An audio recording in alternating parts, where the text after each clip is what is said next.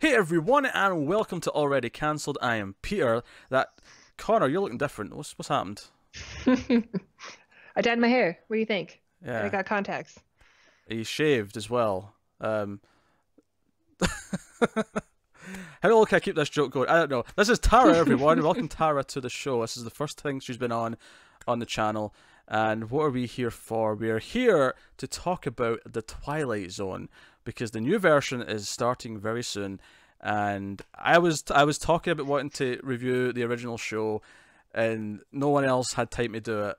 And Tara said, "I'll do it," and she has no idea the door she's opened.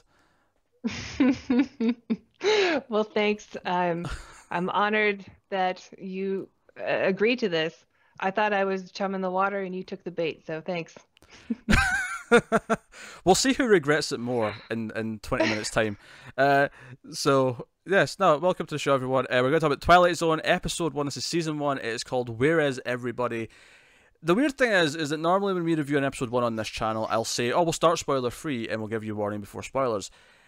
And the bizarre thing about this show, and even the new Twilight Zone, when me and Connor do it, is that every episode's its own story. So theoretically, we could do a spoiler-free section on every single episode. But I also feel that would be very tiring and pointless because who's watching a review for season 3, episode 14, and wants the spoiler-free opinions? Like, no, if you're going to watch the Twilight Zone, you're probably going to just watch the whole thing. I don't know how we could review a Twilight Zone spoiler free when so much is depending on the ending anyway. It really is. It all builds up to the ending. You're right, because they all have twists. Well, most of them do. So full spoilers, I guess, is what I'm saying. That was a very long way of saying full spoilers for the episode. So I will say I have seen the first couple of seasons of this before. I saw it a few years ago. Memory's a little hazy, but I did remember. When it started, I was like, oh yeah, I remember this one. I remember where this is going. You'd seen some episodes, spatterings of.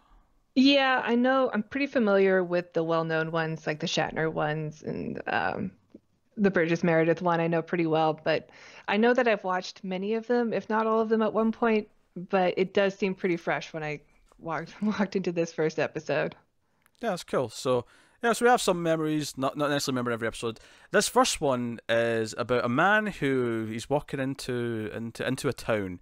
He's at this diner, who's on the outskirts, this little gas station or whatever it is, and he's on his own. As the title would imply, there's no one else there, and he goes in looking for people, and then he ends up getting to the town, which I am pretty sure is the lot from Back to the Future. This town square. It definitely has some Universal Studio vibe. It did. Yeah. The top of the building with the pillars looked different, but I'm assuming in the 30 years before Back to the Future they added the clock tower part. Mm-hmm. Yeah, I'm sure you're right for that. Yeah.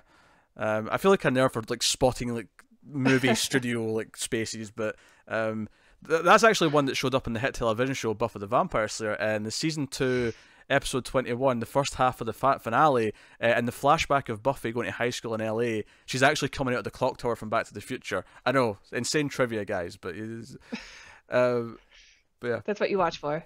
that's what you watch for.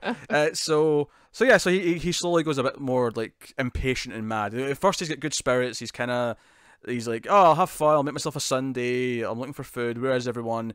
And then as it goes on, it gets more and more like he gets concerned. Like, where am I? That kind of thing. So there you go. Yeah, it starts to feel a little bit more sinister as well because he as that paranoia is kicking in, he starts to reveal more things like I feel like someone's watching me, but also there are parts where like he goes into the phone booth and he thinks somebody's messing with him, and then he goes into the jailhouse and the door starts to close on its own, and it starts to feel a bit more sinister. But you can't really tell if someone's messing with him, but the episode is kind of implying that, like he's being toyed with. Yeah, yeah. So we'll talk about how it ends in a minute, but I will Mhm. start this like I do with most of these TV reviews of the old stuff. Tara, did you enjoy Where Is Everybody? I did.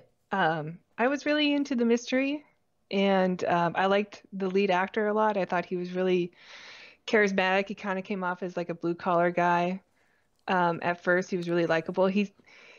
I was a little bit thrown off by how much dialogue he was giving. Like he seemed to be talking to Yeah, nobody for a long time and giving a lot of information, and it seemed a little out of place. But once he got to the twist ending, everything kind of made sense. Yeah, it kind of does. You can kind of justify all the goofy parts. You're like, oh yeah, that it does work because of the ending. Do you know what I think impresses me about it? I think the talking to himself thing is just a sign of the times, and like instead of doing things visually, they just had to put it in dialogue. Whereas I feel like now a Yeah. TV show doing this would try and do it just quietly, like they'd have the quiet, eerie episode. But I think what Hmm. impressed me about this is that the concept itself. 'Cause I think one of the things we're probably going to say a lot in these Twilight Zone reviews is that a lot of the concepts in these episodes show up in a lot of other things later, right? They've all been used again in movies and other TV shows, that kind of thing. There's an episode I think in season 2. I remember the first time I watched it. But the twist at the end was like, wait, this is Final Destination.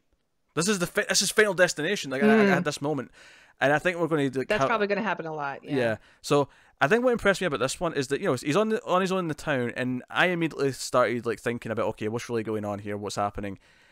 And I was impressed that he himself at one point said, "Am I dreaming? Is this a dream?" Because that's one of the really obvious things that it could have been.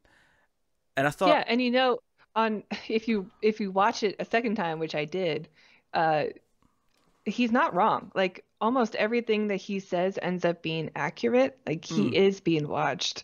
He is dreaming. Even like the quote that he does from the Dickens novel from A Christmas Carol, I think, where he was talking about how like this is a dream. You're just a piece of I don't know, like gravy that I had earlier today. I believe Even that's sort of right. yeah, I believe the line was you're gravy, but not the grave, or something like Yeah. that. Yeah, it was like you're just the leftover part, but not the main. Yeah, Yeah, you're a bit of undigested beef or something. Yeah, yeah, exactly. yeah. That's right there. But like I think I respected that because I was like, you come out of this show, it's like, okay, this show started in 1959. It's going to be. And this is going to sound like an insulting word, but you kind of expect it to be primitive science fiction. You expect it to be kind of simple by today's standards. And I think what impresses me, and I know from seeing a couple of seasons a few years ago, what impresses me about the show as a whole is that for the most part, that's not actually true. For the most part, Rod Serling is actually really ahead of the time and is actually... Sure, there's some little quirks here that are, TV at the time where he has to put in more dialogue to explain things or something like that.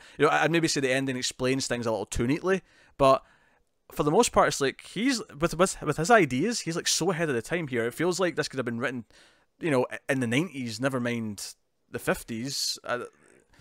Yeah, I actually think this one would do pretty well if it was done for the new TV show as well for a reboot. Yeah. I think you can do this one again and make a pretty great story out of it. Yeah, I think the only thing you would change is because the twist at the end of the thing is that he freaks out and he's like screaming, and it does. I love how it just cuts to this shot of like these military suits like sitting in the room staring as he's screaming for help. He's he's in the phone booth and he's like screaming, "Please, someone listen to me, help me!" Blah blah. And the camera pulls back, and then they come in, and he's in a tank in the middle of a room, and it has that feeling that I love. It's one of the things I loved about like Lost, right? Is that feeling of like, this is an experiment. What are they doing? What's the purpose of this?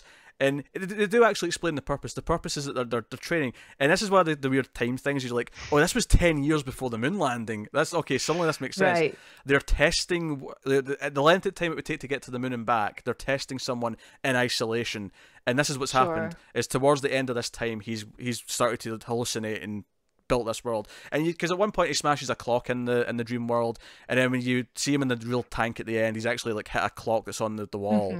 So there's Right. And I think even like the phone booth scene where he starts like freaking out because he's in this box.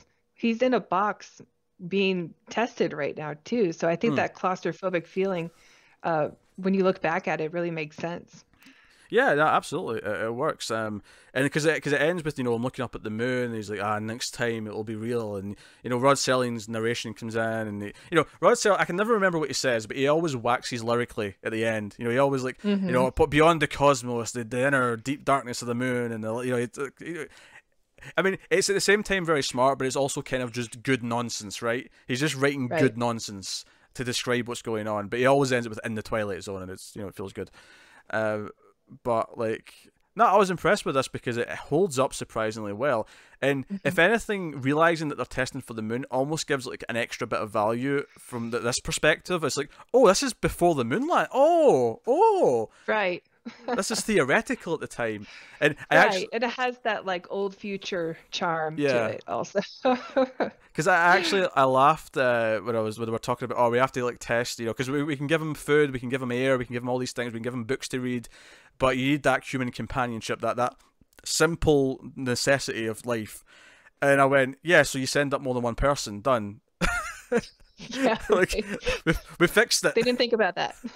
Which, funnily enough, is what happened. They sent up 3 people.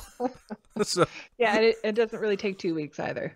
yeah, that's true. But again, at the time, was that something like they could check?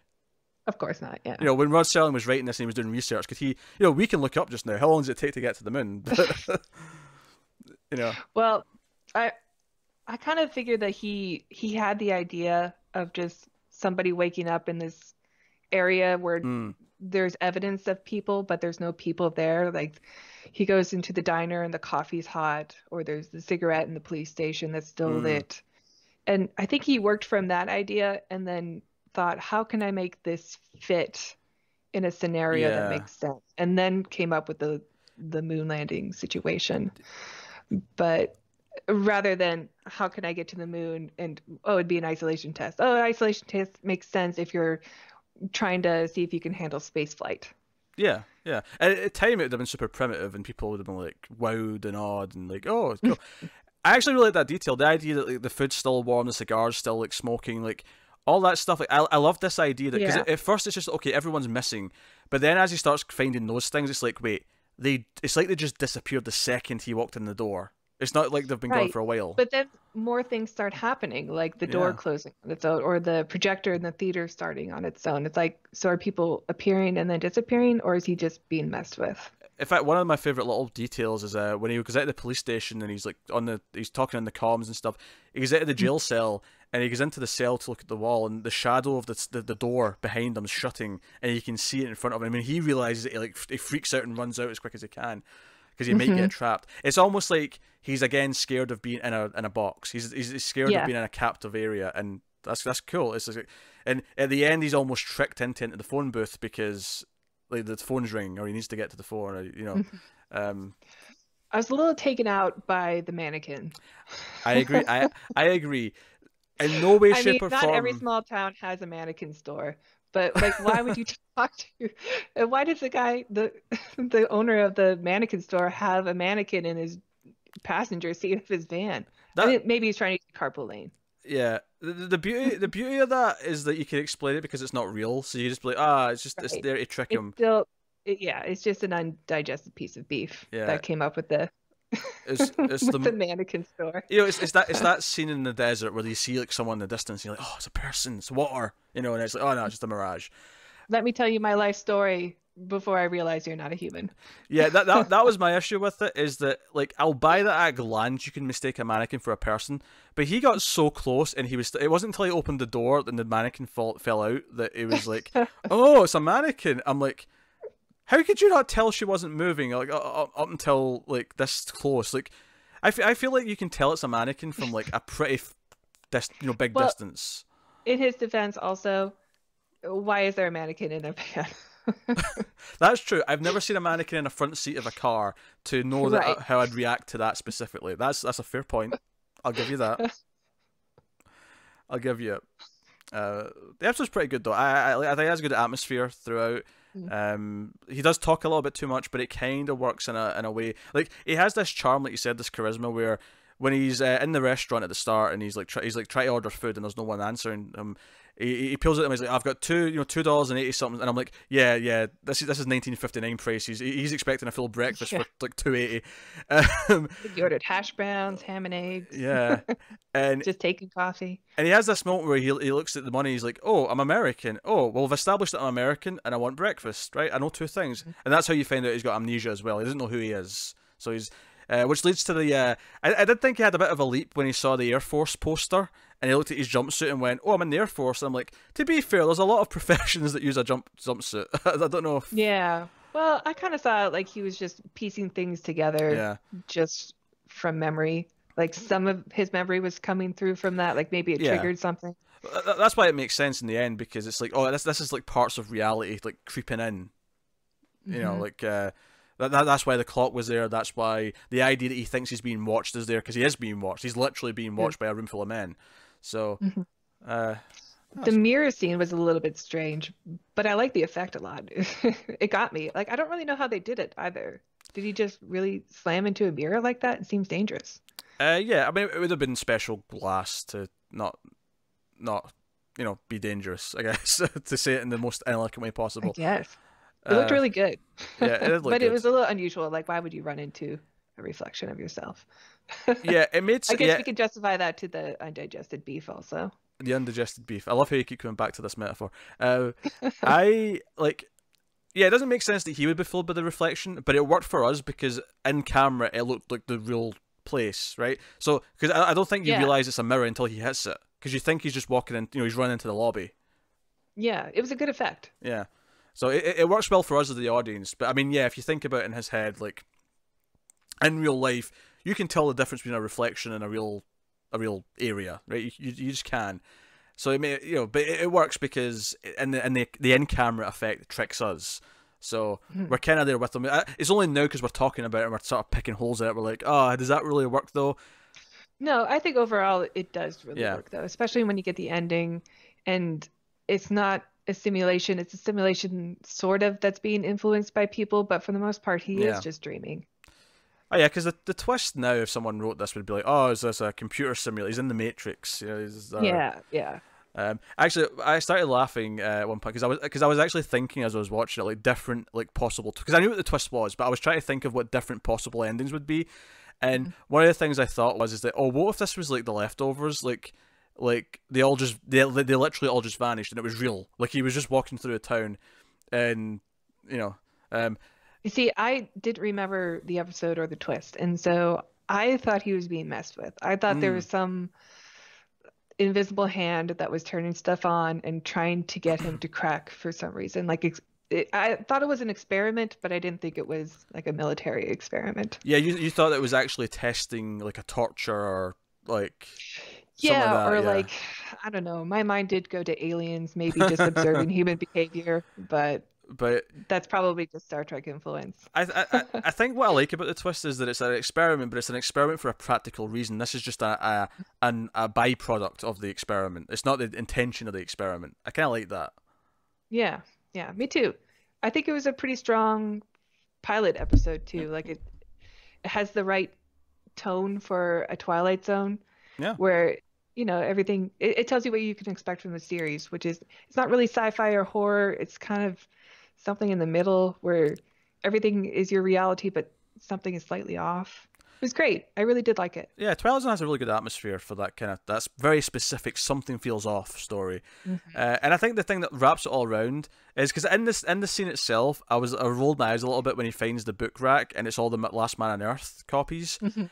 But in the end, I'm like, wait a minute. Given that everything else from reality is bleeding in, right? That's why he's seen the Air Force thing. That's why he's seen these other like signs of real life. Like he's clearly read this book before, and that's why his hallucination is like this. He's actually Mm, kind of basing it on that book. that's cool. I didn't make that connection, but I like it. Yeah, I'm like, oh, that makes sense. That's why he's seen the book because he's read this. He doesn't remember it, obviously, but that's why his mind built this version of the world. Because it could have been anything. It could have been like a busy metropolis, full of people. Mhm. But it built this type of world, and I think that's why. It's because maybe that's the last thing he read. Because they even said that they given them books to read and stuff. So maybe he had books in there. Mm, right. So that's how they were like trying to manipulate what kind of a dream he would have in order to test the isolation theory. Yes, yeah, maybe, yeah. Yeah. Okay, Oh. cool.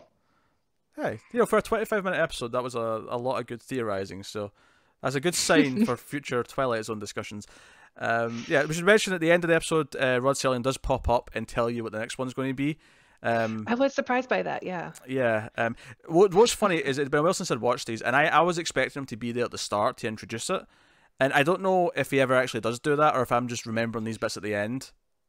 That might be a night gallery thing. That may be a Night Gallery thing, yeah. Also, I mean, I've been doing Tales from the Crypt with Tim for a while, so I'm thinking of the Crypt Keeper probably more than anything else.